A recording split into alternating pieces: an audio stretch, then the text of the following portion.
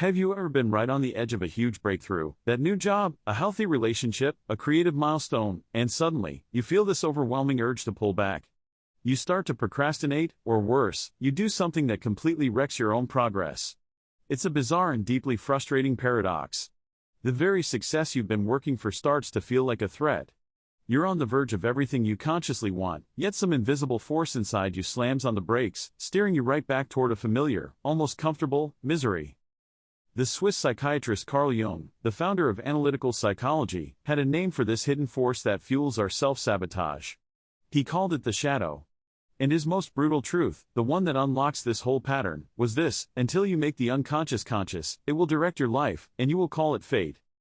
So, for the next few minutes, let's explore that brutal truth. We'll uncover what the shadow actually is, why it makes success feel so dangerous, and most importantly, how to stop being its puppet and start using its power.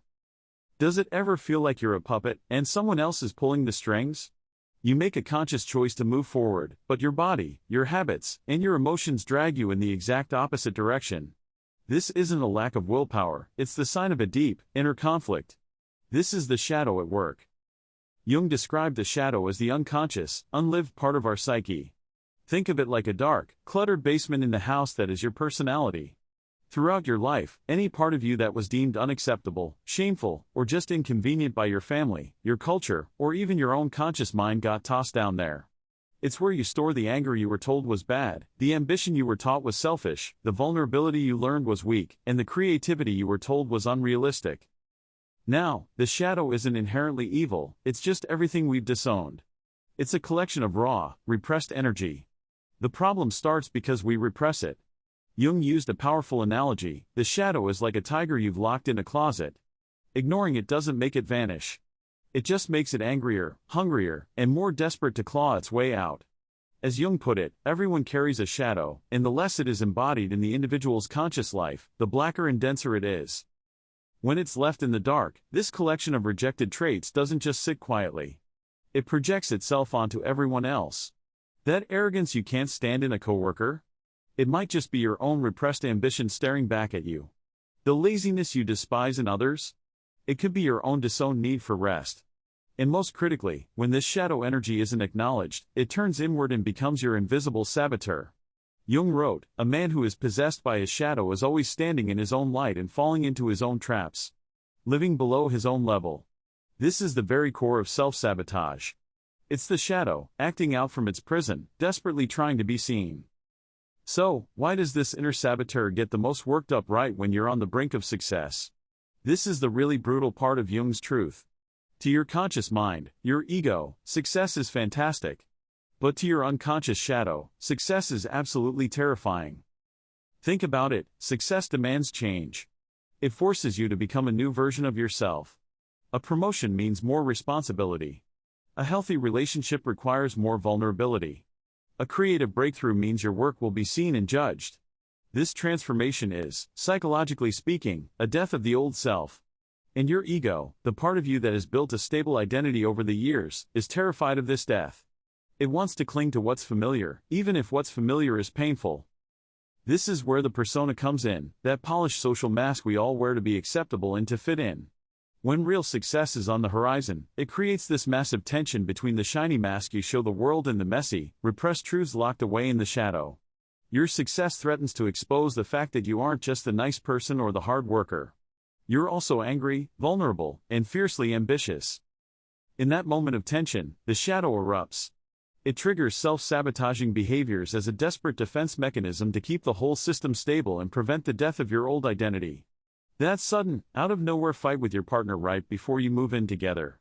That's the shadow protesting the vulnerability that real intimacy demands.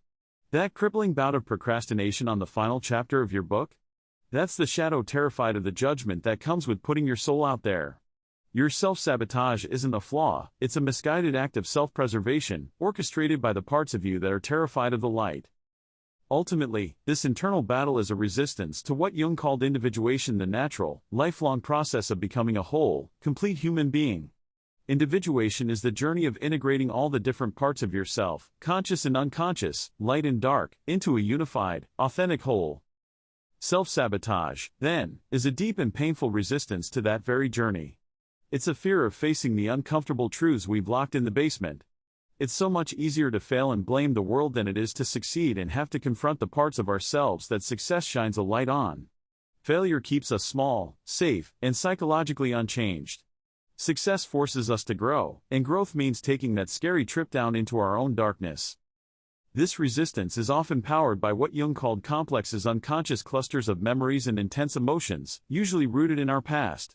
A failure complex or an unworthiness complex can act like a powerful inner critic, giving a voice to the shadow's protest.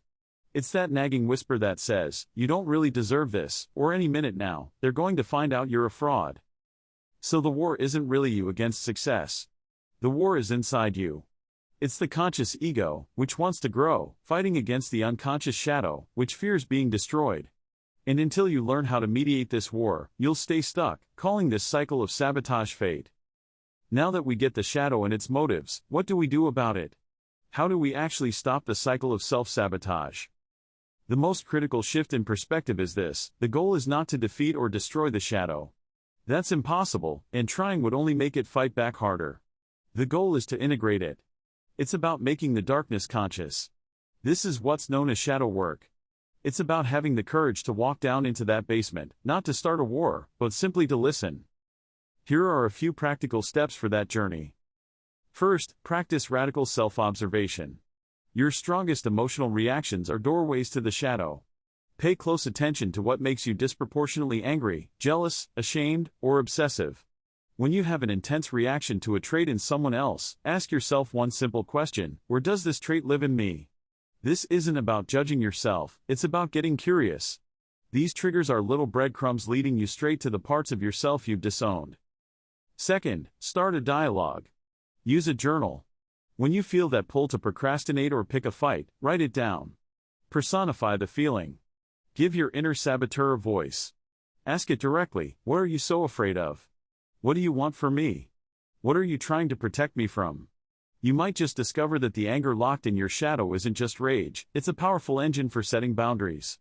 The fear isn't just cowardice, it's a deep-seated instinct for protection. By listening, you start to find the hidden gold within the darkness.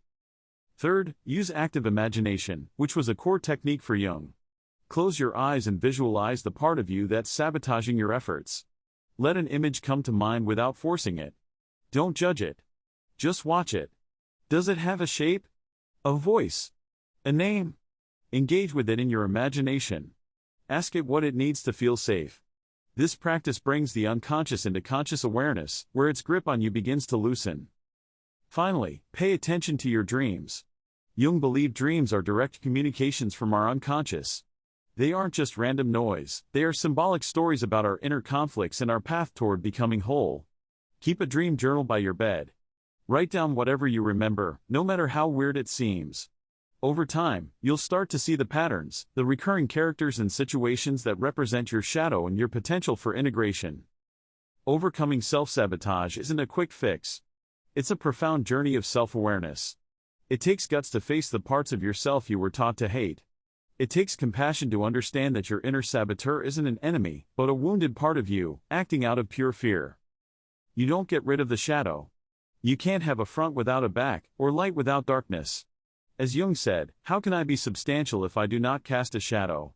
I must have a dark side also if I am to be whole. The work is to bring that shadow into the light of consciousness, to understand what it needs, and to integrate its energy. When you do that, the very force that once sabotaged you becomes your greatest source of power, authenticity, and wholeness. You stop being a victim of your own unconscious patterns. You reclaim your life from what you once called fate. And as you learn to embrace every part of yourself, you finally understand Jung's ultimate insight on this journey: wholeness is not achieved by cutting off a portion of one's being, but by integration of the contraries. If this exploration of the human psyche resonated with you, consider liking this video and subscribing for more deep dives into psychology and personal growth. And please, share it with someone who you think might need to hear this message today.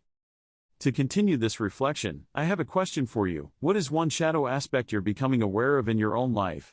Share your thoughts in the comments below. Let's make this a space for collective integration.